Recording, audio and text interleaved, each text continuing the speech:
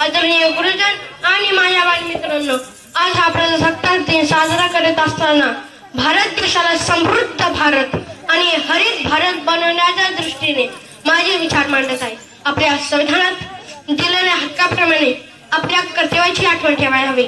संविधानाने निसर्ग जपण्याचे काम आपल्यावर सोपवले आहे. आजच्या दिवशी केवळ देशभक्तीच्या घोषणा देण्यापेक्षा पर्यावरण रक्षणाचा संकल्प करूया. प्लास्टिकचा वापर न करणे, पाणी वाचवणे, कचऱ्याचे व्यवस्थापन करणे या सवयीमुळे आपला देश स्वच्छ व सुंदर बने. पाश्चिमात्य देशाने स्वच्छता आणि पर्यावरण या विषयाला महत्त्व दिले म्हणून त्यांचे देश स्वच्छ, सुंदर आणि हरित आहे. वृक्षतोड थांबवून जलसंवर्धनावर लक्ष केंद्रित करून आपण देशातील प्रदूषण कमी केले पाहिजे. मी लहान तोंडी मोठे विचार मांडतोय, पण खरंच 21व्या शतकातील भारतापुढे हे प्रश्न काढून पुढे आहे. हे विसरून कसे चालेल? माझी आपणा सर्वांना विनंती असेल की प्रत्येकाने एक झाड वाढवले पाहिजे. ही खरी राष्ट्रभक्ती ठरेल.